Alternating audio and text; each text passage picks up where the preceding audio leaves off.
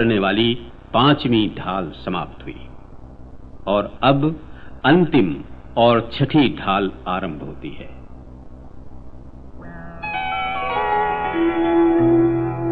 षटकाय जीव नहननते सब विधि दरव हिंसा टरी रागादि भाव निवारते हिंसा न भावित अवतरी जिनके नलेश मृषान जल तृण हो बिना दियो गहे 8-10 सहस विधशील धरि चिद ब्रह्म में नित रमि रहे अंतर 14 भेद बाहर संग 10 धाते टले परमाद तजि चहु कर मही लखि समिति ईर्याते चले जग सुहित कर सब अहित हर श्रुति सुखद सब संशय हरे भ्रम रोग हर जिनके वचन मुख चंद्र ते अमृत झरे। षटकाय जीवों की हिंसा न करने से सब प्रकार की द्रव्य हिंसा दूर हुई और रागादि परिणामों का निवारण करने से भाव हिंसा भी उत्पन्न नहीं हुई। ये अहिंसा महाव्रत है। जिन मुनिराजों के लेश मात्र भी असत्य वचन नहीं होते उनके सत्य महाव्रत होता है। जो जल और तृण तक बिना दिए ग्रहण नहीं करते उनके अचौर्य महाव्रत होता है। मुनि 18,000 प्रकार के शील को धारण करके चैतन्य रूप आत्म स्वरूप में नित्य रमण करते हैं। ये ब्रह्मचर्य महाव्रत है। मुनिराज 14 प्रकार के अंतरंग परिग्रह और 10 प्रकार के बाह्य परिग्रहों का त्याग करते हैं। ये परिग्रह त्याग महाव्रत है। मुनिराज प्रमाद छोड़कर 4 हाथ आगे भूमि देकर ईर्या समिति से चलते हैं। ये ईर्या समिति है। मुनियों के मुख रूपी चंद्रमा से संसार का कल्याण करने वाले, सबका अहित दूर करने वाले, सुख देने वाले, सभी प्रकार का संशय हरने वाले, भ्रम रूपी रोग को नष्ट करने वाले वचन रूपी अमृत झरते हैं। ये भाषा समिति है।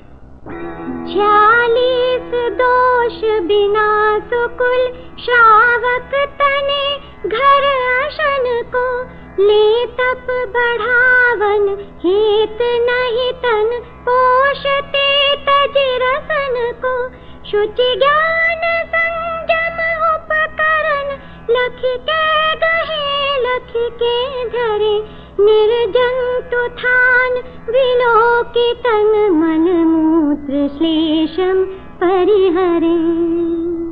मुनिराज उत्तम कुल वाले श्रावक के घर 46 दोष टालकर स्वमद छोड़कर शरीर के पोषण के लिए नहीं अपितु तप बढ़ाने के लिए आहार ग्रहण करते हैं। ये ऐषणा समिति है। मुनिराज शुद्धि, ज्ञान और संयम के उपकरणों कमंडलु, शास्त्र और पिच्छी को देखकर ग्रहण करते हैं और देखकर रखते हैं। ये आदान निक्षेपण समिति है। मुनिराज जीव रहित स्थान देखकर शरीर के मल मूत्र और कफ आदि का त्याग करते हैं। ये प्रतिष्ठापन समिति है। सम्यक प्रकार निरोधी मन वच काय आत्म ध्यावते तिन सुथिर मुद्रा देखि मृग गण उपल खाज खुजावते रस रूप गंध तथा फरस अरु शब्द शुभ असुहावनी तिन में न राग विरोध पंचेंद्रिय जयन पद पावनी। मुनिराज मन वचन काय का भली प्रकार निरोध करके अपनी आत्मा का ध्यान करते हैं। उनकी स्थिर मुद्रा को पत्थर समझकर हरिणों के झुंड उनके शरीर से अपनी खाज खुजाते हैं, उनके शरीर से अपना शरीर रगड़कर खुजली मिटाते हैं। रस, रूप, गंध, स्पर्श और शब्द ये सुहावने हों या असुहावने हों, उनमें मुनिराज न राग करते हैं न द्वेष करते हैं। इस प्रकार पंचेंद्रिय विजय का पद प्राप्त करते हैं। ये 5 इंद्रियों की विजय नामक मूल गुण है। समता सम्हारे स्तुति उचारे वंदना, जिन देव को नित करे श्रुत रति करे, प्रतिक्रम तजे तन अहमेव को, जिनके नन्होनन दंत धोवन लेश अंबर आवरण, भूमाहि पिछली रयनि में कछु शयन एकासन करन। मुनिराज समता सामायिक करते हैं, स्तुति पाठ करते हैं, जिनेन्द्र देव की वंदना करते हैं, नित्य स्वाध्याय करते हैं, प्रतिक्रमण करते हैं और शरीर के अहंकार ममकार का त्याग करते हैं, कायोत्सर्ग करते हैं। इस प्रकार ये 6 आवश्यक कहलाते हैं, जिनके स्नान नहीं, दंत धावन नहीं, वस्त्र का तनिक भी आवरण नहीं, जो पिछली रात में जमीन पर एक करवट से थोड़ा सा शयन करते हैं। एक बार दिन में ले आहार खड़े अलप निज पान में, कचलोच करत न डरत परिशह सो लगे निज ध्यान में। अरिमित महल मसान कंचन कांच निंदन स्तुति करन, अर्घावतारण असि प्रहारण में सदा समता धरन। जो दिन में एक बार खड़े होकर अपने हाथ में आहार ग्रहण करते हैं, जो केश लोंच करते हैं और परिशहों से नहीं डरते हैं, ऐसे मुनिराज अपनी आत्मा के ध्यान में लगते हैं। इस प्रकार मुनियों के 5 महाव्रत, 5 समिति, 5 इंद्रिय विजय, 6 आवश्यक, स्नान, अदंत धावन, नग्नता, क्षितिशयन, एक बार पाणिपात्र आहार, केश लुंचन और परिशह जय, ये 28 मूल गुण होते हैं। मुनिराज शत्रु मित्र में, महल और शमशान में, स्वर्ण और कांच में, निंदा और स्तुति में, अर्घ उतारने और तलवार के प्रहार में सदा समता धारण करते हैं। तप तपे द्वादश धरे 10 वृष रतन त्रय सेवे सदा, मुनि साथ में वा एक विचरे चहे नहीं भव सुख कदा। यो है सकल संयम चरित सुनिए स्वरूपाचरण, अब जिस होत प्रगटे आपनी निधि नितय पर की प्रवृत्ति सब। मुनिराज 12 प्रकार के तप तपते हैं, 10 प्रकार के धर्मों को धारण करते हैं और सदा रत्नत्रय सम्यक दर्शन, सम्यक ज्ञान और सम्यक चारित्र की आराधना करते हैं। कोई मुनि अन्य मुनियों के साथ विचरण करते हैं, कोई एकाकी विहार करते हैं। वे सांसारिक सुखों की कभी इच्छा नहीं करते हैं। इस प्रकार सकल संयम चारित्र का स्वरूप समझना चाहिए। इसके बाद अब स्वरूपाचरण चारित्र का स्वरूप सुनिए, जिसके प्रकट होने पर आत्मा की निधि, आत्मा का शुद्ध स्वरूप प्रकट होता है और पर की सब प्रवृत्ति मिट जाती है। जिन परम पैनी सुबुद्धि छैनी डारे अंतर भेदिया, वर्णादि अनुरागादिते निज भाव को न्यारा किया। निज माहि निज के हेतु निज करि आपको आपे गयो। गुण गुणी ज्ञाता ज्ञान गे मझार कछु भेद न रहो।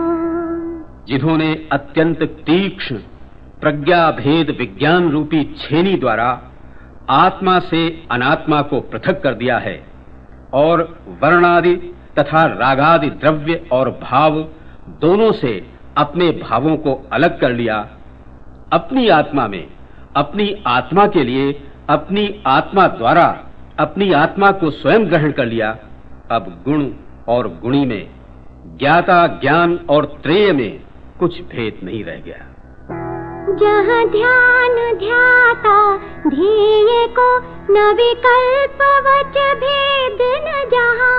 चिद भाव कर्म चिदेश करता चेतना क्रिया तहाँ। तीनों अभिन्न अखिन्न शुद्ध उपयोग की निश्चल दशा प्रगटे जहाँ। विज्ञान व्रत ये तीन धा एक लसा। जहाँ ध्यान ध्याता और ध्येय का विकल्प नहीं है और इनका वचन भेद भी नहीं है, जहाँ चेतन भाव ही कर्म है, चेतन भाव का स्वामी ही करता है और चेतना ही क्रिया है, वहाँ कर्ता कर्म और क्रिया तीनों ही अभिन्न हैं, अखंडित हैं। वहाँ तो शुद्धोपयोग की निश्चल दशा प्रकट हुई है। और जहाँ दर्शन ज्ञान और चारित्र तीन प्रकार के लगने पर भी एक रूप ही सुशोभित होते हैं। परमाण नय निक्षेप को न उदोत अनुभव में दिखे। दिग ज्ञान सुख बलमय सदा नहीं आन भाव जुमो विषय। मैं साध्य साधक में अबाधक कर्म अरुत सुफल निते। चित पिंड चंड अखंड सुगुण करंड चित पुनि कल निते। स्वरूपाचरण के अनुभव की दशा में प्रमाण नय निक्षेप का प्रकाश विकल्प दिखाई नहीं देता।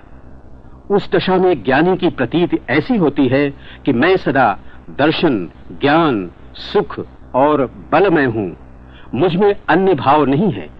मैं ही साध्य हूँ, मैं ही साधक हूँ, मैं कर्म और कर्म फल से बाधा रहित हूँ। मैं अखंड देदीप्यमान चैतन्य का पिंड हूँ, उत्तम गुणों का पिटारा हूँ और पापों से रहित हूँ। यो चिंत निज में थिर भय तिन अकथ जो आनंद लयो। तो इंद्र नाग नरेंद्र वा अहम इंद्र के नाही कहो। तब ही शुक्ल ध्यानाग्नि कर चौघाति विधि कानन दयो। सब लख्यो केवल ज्ञान कर भविलोक को शिव मग कहो। इस प्रकार अपने आत्म स्वरूप का चिंतन करके अपने में स्थिर हो गए। उन्होंने जो अवक्तव्य आनंद प्राप्त किया वो आनंद इंद्र नागेंद्र नरेंद्र अथवा अहमिंद्र को भी नहीं कहा है। उसी समय शुक्ल ध्यान रूपी अग्नि के द्वारा ज्ञानी अंतरात्मा ने चार घातिया कर्म रूपी जंगल को जला दिया और केवल ज्ञान के द्वारा सबको तीनों लोकों में अनंत द्रव्य पर्यायों को देख जान लिया और भव्य जीवों को मोक्ष मार्ग का उपदेश दिया। पुनि घाति शेष अघाति विधि छिन्न माहि अष्टम भूबसे। वसु कर्म विनशे सुगुण वसु सम्यक्त आदिक सब लसे। संसार खार अपार पारावार तर तीर ही गए। अविकार अकल अरूप शुद्ध चिद्रूप अविनाशी भये। फिर अवशिष्ट अघातिया कर्मों को नष्ट करके क्षण मात्र में सिद्धालय में पहुंच गए। तब आठों कर्म नष्ट होने से सम्यत्व आदि समस्त 8 गुण शोभायमान होते हैं। अब वे संसार रूपी अपार क्षार समुद्र को तरकर तट पर पहुंच गए और विकार रहित, शरीर रहित, रूपादि रहित अविनाशी शुद्ध चैतन्य स्वरूप हो गए। निज माहि लोक आलोक गुण पर्याय प्रतिबिंबित भये, रही है अनंतानंत काल तथा यथा शिव परिणय। धन्य धन्य है जय जीव नर भव, पाए यह कारज किया, तिन्हि अनादि भ्रमण पंच प्रकार तजीवर सुख लिया। सिद्ध परमात्मा की आत्मा में लोक अलोक के समस्त गुण और पर्याय प्रतिबिंबित होते हैं। वे इसी अवस्था में अनंतानंत काल तक उसी प्रकार रहेंगे जैसे वे सिद्ध दशा में परिणत हुए हैं। वे जीव धन्य हैं जिन्होंने मनुष्य भव पाकर आत्म कल्याण का कार्य किया। उन्हीं जीवों ने अनादि पंच परिभ्रमण को छोड़कर उत्तम सुख प्राप्त किया है। मुख्योपचार दुभेद यो बड़ भाग रत्नत्रय धरे, अरु धरेंगे ते शिव लहे, तिन सुयश जल जग मल हरे। हिम जानि आलस हानि साहस, ठानि यह सिख आदरो, जब लो न रोग जरा गहे, तब लो झटित निज हित करो। जो बड़भागी पुरुष इस प्रकार मुख्य और उपचार अर्थात निश्चय और व्यवहार रत्न त्रय को धारण करते हैं और भविष्य में धारण करेंगे, वे मोक्ष प्राप्त करते हैं। उनका सुयश रूपी जल संसार रूपी मल को हरता है। हे भव्यजनों, इस प्रकार जानकर आलस्य दूर करके साहस करके ये शिक्षा ग्रहण करो कि जब तक रोग और बुढ़ापे ने तुम्हें नहीं पकड़ा है, तब तक शीघ्रता से आत्म कल्याण कर लो। यह राग आग दहे सदा, ताते समामृत से ये, चिर भजे विषय कषाय, अब तो त्याग निज पद वे ये। क्यों रचो पर पद में न तेरो, पद यह क्यों दुख सहे, अब दाल हो सुखी सपद, रचि दाव मत चूको यह।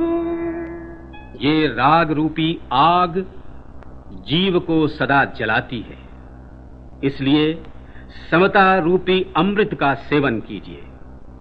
विषय कषायों का तूने चिरकाल तक सेवन किया, अब तो इन्हें त्याग कर अपना पद प्राप्त कीजिए। तू पर मद में क्यों रम रहा है? ये तेरा पद नहीं है, तू क्यों दुख उठा रहा है? दौलत राम जी कहते हैं कि अब अपने स्वरूप में रम कर सुखी हो, ये अवसर मत चूको। एक नव वसु एक वर्ष की, तीज शुक्ल वैशाख, कर्यो तत्व उपदेश यह, लखी बुध जन की भाख। लघुधी तथा प्रमादते, शब्द अर्थ की भूल, सुधी सुधार पढ़ो सदा, जो पावो भवकुल। दौलत राम कविवर कहते हैं कि संवत 1891 वैशाख शुक्ल तीज को बुधजन कवि की रचना देखकर उससे प्रेरणा प्राप्त करके ये तत्वोपदेश किया है। इसमें बुद्धि की अल्पता अथवा प्रमादवश कहीं शब्द या अर्थ की भूल रह गई हो तो हे विद्वज्जनों, यदि तुम संसार सागर का किनारा पाना चाहते हो तो इसे सुधार कर पढ़ना, छल मत करना। इस प्रकार मुनि धर्म का वर्णन करने वाली छठी और अंतिम ढाल समाप्त हुई।